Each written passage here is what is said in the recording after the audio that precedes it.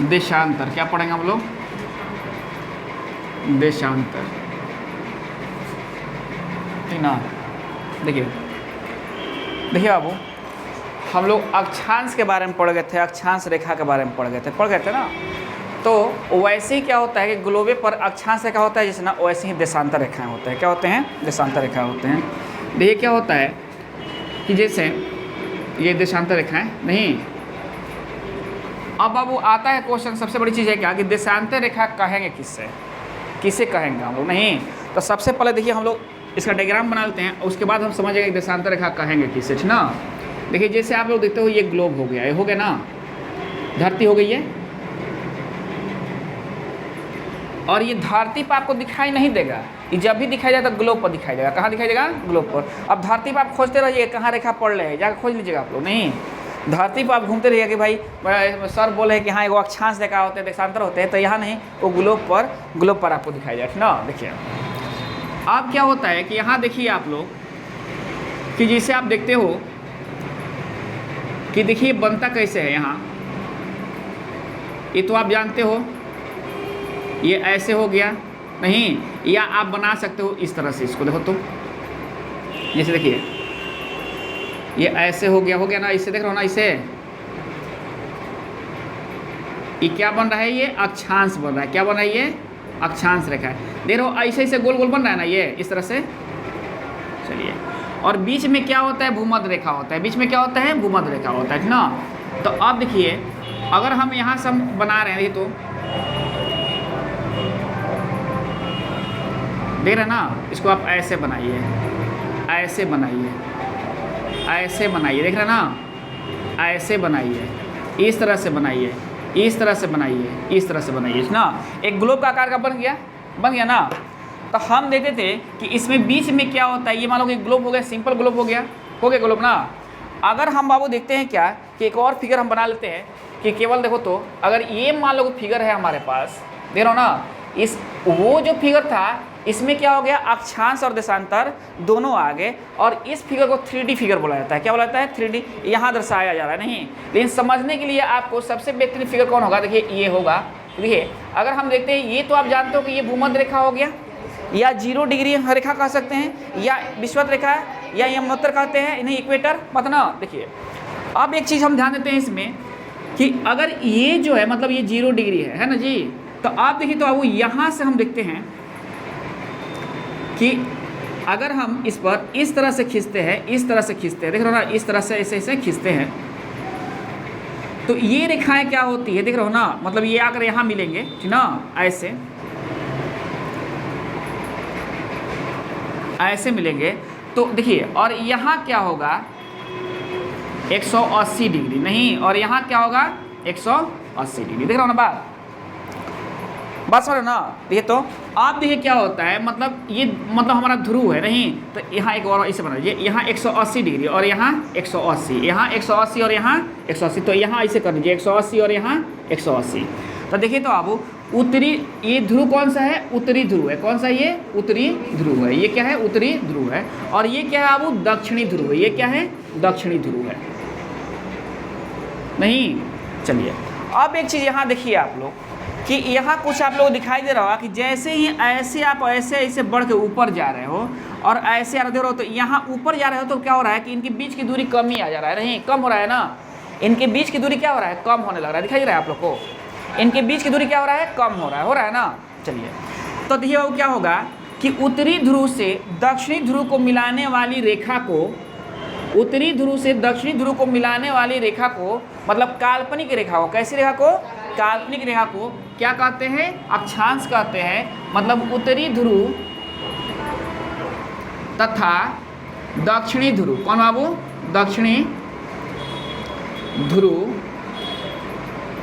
को मिलाने वाली, बस यही समझ लेना है केवल, मिलाने वाली काल्पनिक रेखा को, काल्पनिक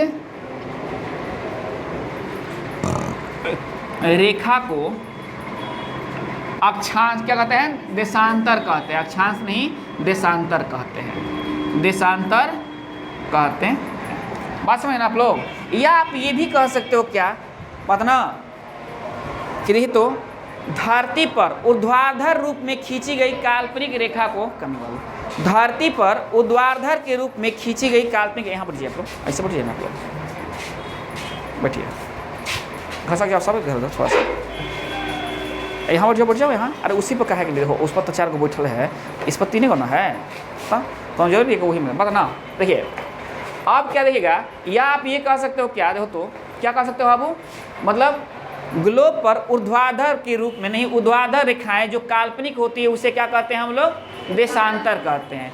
अक्षांश क्या होता है, क्षैतिज अवस्था में होता है। देशांत क्या होता है वो, देशांतर क्या होता है, ऊर्ध्वाधर अवस्था में होता है। नहीं मतलब उत्तरी ध्रुव से दक्षिणी ध्रुव को मिलाने वाली काल्पनिक रेखा को क्या कहते हैं, देशांतर रेखाएं कहते हैं। क्या कहते हैं, देशांतर कहते हैं। बात समझ गए आप लोग, ये बात समझ रहे हैं आप लोग।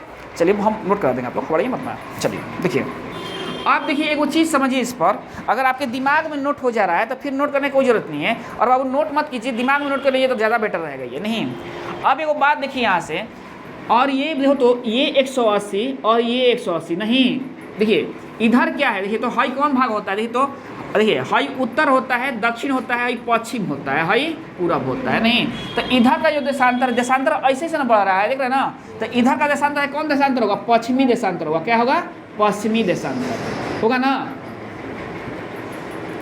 ये कौन होगा, पूर्वी देशांतर होगा। क्या होगा, पूर्वी देशांतर, बात ना। और यहाँ से कितना बनाता है, 90 डिग्री बनाता है। कितना बनाता है ये, 90 डिग्री बनाता है। कोई भी चीज़ क्या होता है, जब ये ऐसे ही बना रहा है, ये मान लो कि अक्षांश हो गया, ये देशांतर हो गया, तो इस पर लंबवत ना आ रहा है तो ये 90 डिग्री बनाता है, बनाता है ना। देखिए आप देखिए क्या होता है कि एक चीज़ और आप इसमें ध्यान दीजिए कि अगर आपसे पूछता है क्या कि देशांतर कितने, देशांतर रेखाएं कितने होते हैं, नहीं तो इसमें ध्रुव नहीं ना है, इसमें उसमें हम लोग अक्षांश रेखा में ऐसे ही अगर चलते हैं तो क्या होता है, अक्षांश और अक्षांश रेखाओं में अंतर आ जाता है। लेकिन यहाँ थोड़ा सा आप ध्यान दीजिएगा, अगर पूछेगा क्या कि देशांतरों की संख्या कितनी होती है, देशांतर रेखाओं की संख्या, रेखाओं की संख्या कितनी होती है, तो देखिए पूर्वी देशांतर में कितना, 180, और पश्चिमी देशांतर में कितना, 180, टोटल मिलाकर कितना हो गए, 360। अगर कोई क्वेश्चन पूछता है कि देशांतर रेखाओं की संख्या कितनी होती है तो क्या बताइएगा, 360 होता है। नहीं समझ में आ रही बात। और आप देखिए फिर कि यहाँ से ये भूमध्य रेखा, जब देखिए ये भूमध्य रेखा है और यहाँ से आप जिसे बढ़ रहे होते देखो तो हम समझेंगे यहाँ से, नहीं जैसे आप बढ़ रहे हो तो यहाँ सब जो पाई आप पढ़ोगे तो ये बड़ा पाई होगा, इसके बाद देखो तो इससे छोटा पाई हो जाएगा, इसके बाद इससे छोटा पाई, इस देखो तो मतलब ये क्या दर्शा रहा है, तो देखिए आप लोग ये क्या दर्शा रहा है, धीरे धीरे घटते जा रहा है, घटते जा रहा है ना। तो कहाँ जा रहे हो तो घट रहा है, ध्रुव की तरफ जा रहे हो, ऊपर जा रहे हो तो घट रहा है। ऊपर क्या है, ध्रुव है, ये क्या है, ध्रुव है, और ये क्या है बाबू, भूमध्य रेखा है ना जी। तो भूमध्य रेखा से जब आप ऊपर जाते हो तो क्या होता है, इसका मान घटने लगता है। देशांतरों की बीच की दूरी क्या होती है, घटने लगती है। जब क्वेश्चन आपसे पूछेगा कि ध्रुव से मतलब विषुवत रेखा से ध्रुव की तरफ बढ़ने पर देशांतरों की बीच की दूरी क्या होती है, तो कम होने लगती है। क्या होती है, कम होने लगती है।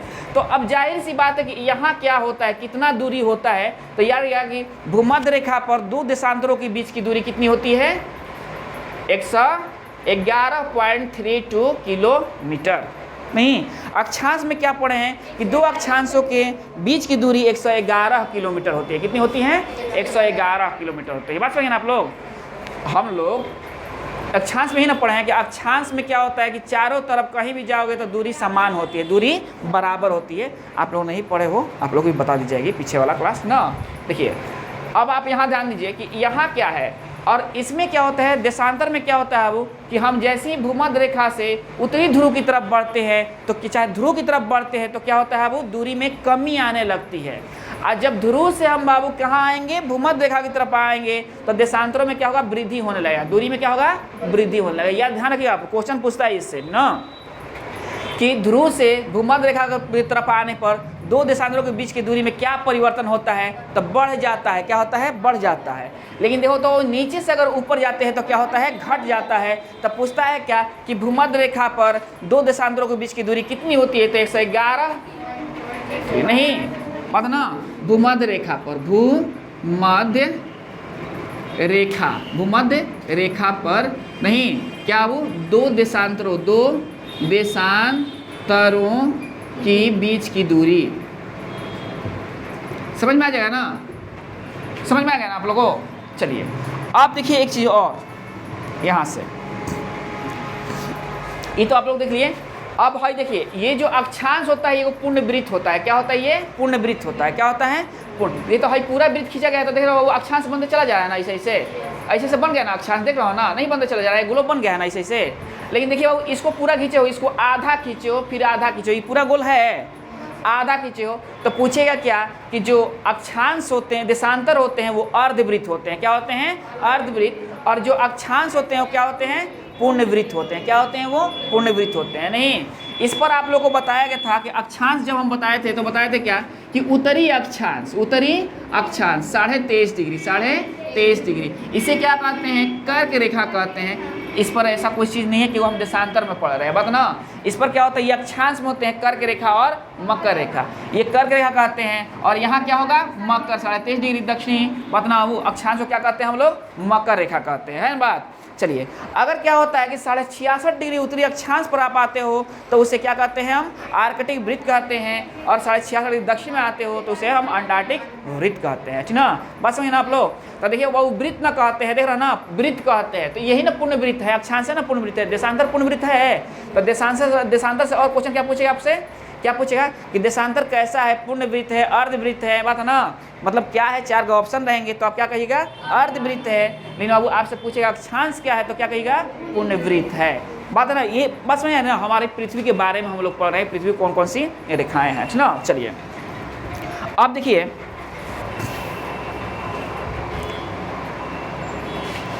चलिए, और उत्तरी गोलार्ध दक्षिण गोलार्ध के बारे में तो आप लोगों को मालूम है कि ऊपर वाले क्या होता है? उत्तरी गोलार्ध होता है, और नीचे वाला दक्षिणी गोलार्ध होता है। और बाबू आपसे कोई पूछेगा क्या कि कौन गोलार्ध बड़ा होता है, उत्तरी की दक्षिणी, तो क्या बोलेगा? उत्तरी गोलार्ध दक्षिणी से बड़ा होता है। और बाबू देखो तो इसमें पूछेगा क्या कि उत्तरी ध्रुव और दक्षिणी ध्रुव दिन और क्या होता है? रात 6-6 महीना के होते हैं। तो यहाँ क्या होते हैं? दिन होते हैं, और यहाँ क्या होते हैं? रात होते हैं। यहाँ क्या होते हैं? दिन होते हैं, और यहाँ क्या होते हैं? रात होते हैं, बात समझ ना। तो अगर आपसे बाबू कोई अब देशांतर के बारे में, देशांतर से इससे ज़्यादा क्वेश्चन नहीं उठता है, ठीक ना। चलिए अब देखिए, 180 डिग्री देशांतर को क्या कहा जाता है? यार अंतर्राष्ट्रीय तिथि रेखा। अगर कोई क्वेश्चन पूछता है कि 180 डिग्री देशांतर, 180 डिग्री देशांतर लिख लीजिएगा लोग कहीं। 180 डिग्री क्या रहता है? वो अंतर्राष्ट्रीय क्या वो तिथि रेखा है, अंतर्राष्ट्रीय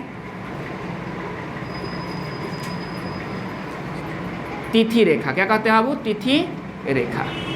नहीं, चलिए, अगर बाबू हम लोग देते हैं कि 0 डिग्री देशांतर को क्या कहते हैं? 0 डिग्री देशांतर को क्या कहते हैं? देशांतर। 0 डिग्री देशांतर को क्या कहते हैं? अंतर्राष्ट्रीय मानक रेखाएं। क्या कहते हैं? अंतर्राष्ट्रीय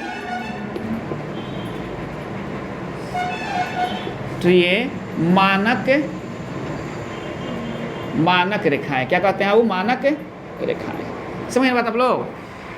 180 डिग्री देशांतर को क्या कहते हैं? कोई पूछेगा कि 180 डिग्री देशांतर को क्या कहते हैं, तो अंतर्राष्ट्रीय तिथि रेखा बड़ी इंपॉर्टेंट है। और 0 डिग्री देशांतर बाबू अंतर्राष्ट्रीय मानक रेखा है। हम तिथि रेखा और मानक रेखा के बारे में पढ़ेंगे बाबू, ठीक ना। अभी आप लोग अक्षांश देशांतर जान जाइए, ठीक ना। अब देखिए, अक्षांश से आप देशांतर से आपको इतना ही क्वेश्चन उठेगा कि देखिए, तो दो देशांतरों में भूमध्य रेखा पर दूरी कितनी होती है? तो 111.32 किलोमीटर होती है। नहीं, उसके बाद क्या होता है बाबू कि देशांतर रेखाओं की संख्या कितनी होती है? तो 360 होती है। नहीं, मतलब 180 इधर, 180 इधर, नहीं मतलब पश्चिमी देशांतर में 180 या पूर्वी देशांतर में 180। नहीं, अब देखिए, अक्षांश रेखाओं क्या कहते हैं? गोरे कहा जाता है। क्या कहता है? इसको नहीं कहिएगा देशांतर रेखा नहीं, अक्षांश रेखाओं क्या कहा जाता है? गोरे कहा जाता है। समझे ना बात?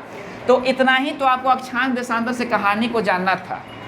और बताइए, आपको ये जो है आप देखें तो क्या आपको ये कुछ इसमें से कोई क्वेश्चन ऐसा है कि जो भूलने वाला है? इसमें से भूलिएगा, बस खाली याद रहेगी। यहाँ से ऊपर जाइएगा तो यहाँ कौन है? भूमध्य रेखा है। नहीं, ऊपर जाइएगा तो क्या हो जाएगा? दूरी में कमी आ जाएगा। नहीं, हाँ बताइए क्या बाबू?